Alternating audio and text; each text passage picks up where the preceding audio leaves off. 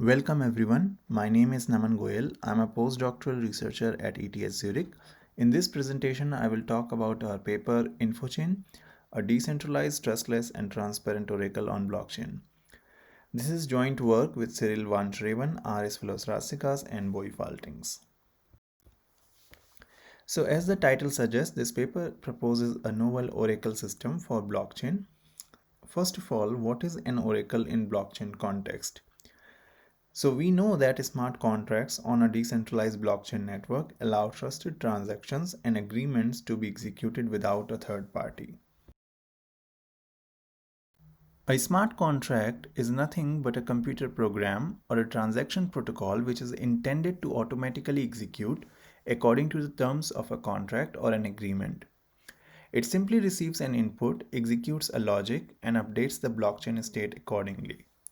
Now let's focus on the first step of this process, which is receiving an input. What is this input and where does it come from? This input is basically data or information about events that happen in the real world. Let me give a concrete example for this. Consider the case of service level agreements for web services. Usually, when we sign up for a web service, the service provider promises us a certain quality of the service. For example, the response time will be less than 2 seconds. If the service provider violates this agreement, we are entitled to get some compensation. We can implement this agreement between the users and the service provider as an Ethereum smart contract. Whenever a violation of the agreement would occur, the smart contract will automatically trigger the refund for the users. But an important question here is, how would the smart contract know whether the service provider violated the agreement or not? Oracles act as a bridge between the real world and the smart contracts by supplying information about the real world events. There exist a lot of commercial Oracle solutions in the market. However, no matter what their name suggests, they all have a common drawback. They use trusted third-party data providers for information acquisition, which first of all requires trust in these third parties from all stakeholders, violating the fundamental principle of blockchain. And second, it does not provide any guarantee about the correctness of the information acquired. This is a fundamental problem that affects all current and future applications of the blockchain technology. To name a few, this has direct implications in all kinds of financial applications, trade, insurance industry, and decentralized prediction markets, etc. Now, if we want to build decentralized and trustless oracles, there are two major challenges that we face. The first challenge is ensuring high information quality. How to collect correct information from non-trusted self-interested agents. This is in general important but becomes particularly interesting when agents may earn external benefits by misreporting information. What we need in this situation is a robust incentive scheme. But which incentive scheme?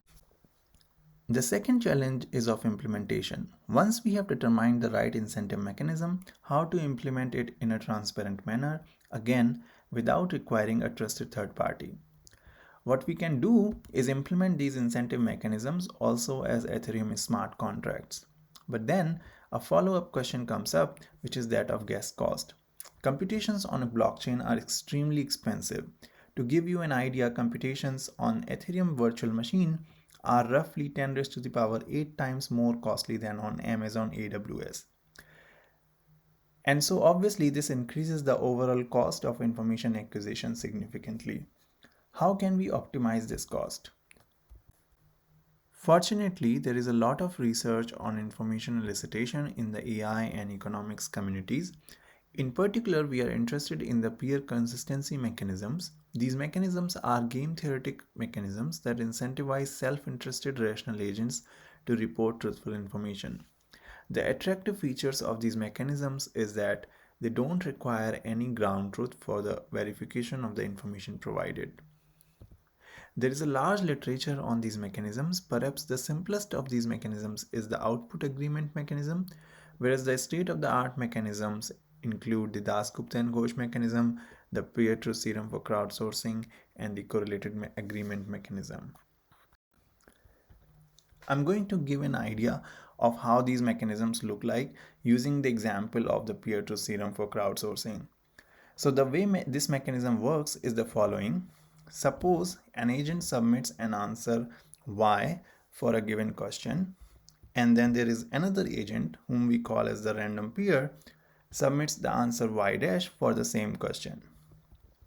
Then the PTSC mechanism rewards the agent according to this payment rule. We pay the agents according to 1 minus P upon P if the answers provided by the agent and the random peer match, where P is the relative frequency of Y in the answers collected for statistically similar questions. And if the answers do not match, then we charge the agent 1 unit.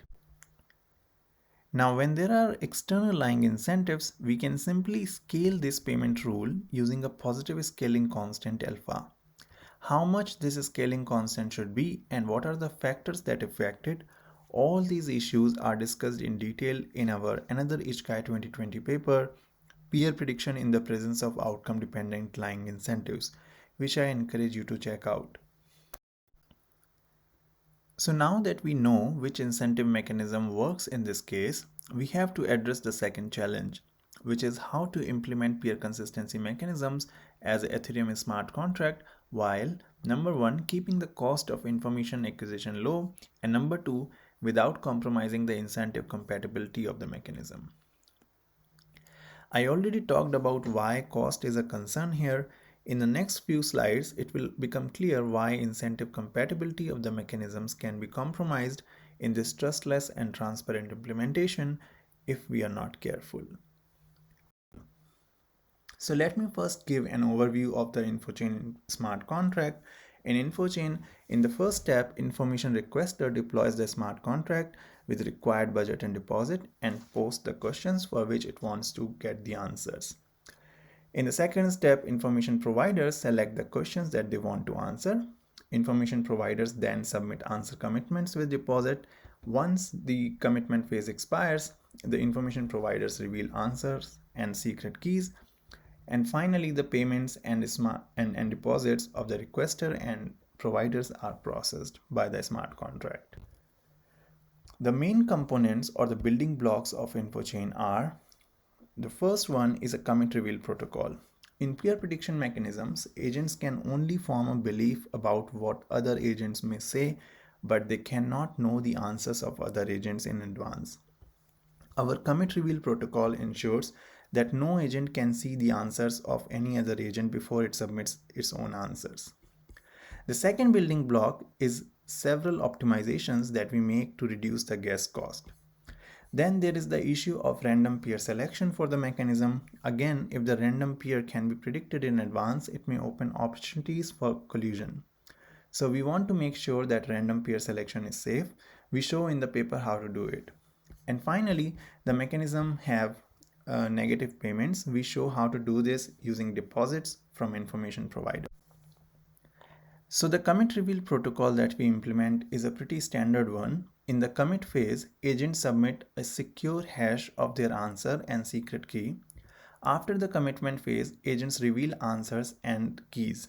If an agent's commitment matches her revealed answer, it is written on the chain, otherwise it is discarded.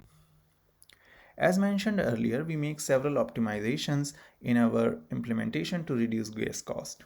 To give you an example of a simple writing optimization, we require that agents on InfoChain combine multiple answers in the form of a bit vector. This is because number one, EVM operates on 256-bit words, and thus using a single bit vector is much cheaper to write than any other format. And number two, because answers are revealed simultaneously after the commitment phase, they don't require separate commitments. With this method, we can show that each 256-bit commitment can contain up to 42 answers. This may look like a simple optimization, but empirically this gives significant savings in gas cost. We measure the cost here in gas instead of dollars to make the evaluation independent of several dynamic variables. But roughly $1 corresponds to 10 raised to the power 9 units of gas. So you can imagine in large scale information acquisition settings, this optimization leads to significant savings in cost. in US dollars. Similarly, I give one example of the compute optimization that we do in InfoChain. In InfoChain, intermediary values during different stages of reward computation are pre-computed and reused for different agents. What these intermediary values are depend on the mechanism. In the PTSC mechanism, for example, P, which was the relative frequency, does not need to be calculated from scratch for each agent separately or when every new answer is submitted. The intermediary values, for example running average, are kept in memory only and they don't need to be written on the chain. As we can see, this compute optimization also leads to significant savings in gas cost. We also compared the gas cost of different pair consistency mechanisms. The PTSC mechanism not only offers a stronger incentive compatibility, but as we can see in this figure, it also outperforms other mechanisms like the Dasgupta and Ghosh mechanism in terms of gas cost. The correlated agreement mechanism that I mentioned earlier is actually a generalization of the Dasgupta and Ghosh mechanism, and it involves computations similar to that mechanism. We thus also have an important new criterion for comparing or evaluating these mechanisms by their implementation complexity on the Ethereum blockchain. So to summarize, in this paper we introduced InfoChain, the first working fully decentralized solution to the Oracle problem in blockchain. Unlike existing solutions, InfoChain does not use trusted third-party data sources, but instead it uses game-theoretic incentive mechanisms to ensure that the information is correct. We also showed how to address various implementation challenges and provided empirical analysis. I encourage you to read the full paper, which is available at my website, and I look forward to your questions, comments, and suggestions during the live session or through email. Thank you.